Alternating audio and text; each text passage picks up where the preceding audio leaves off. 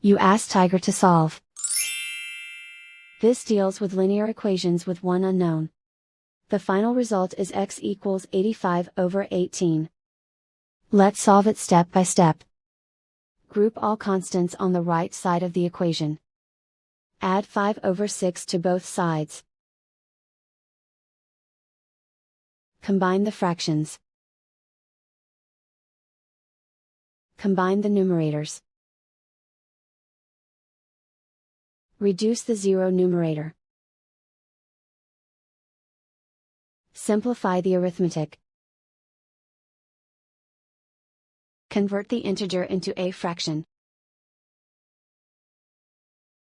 Combine the fractions.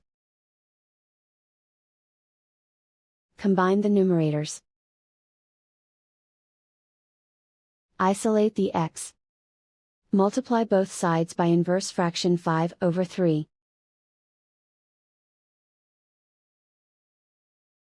Group like terms.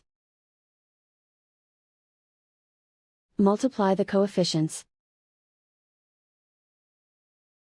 Simplify the fraction. Multiply the fractions. Simplify the arithmetic.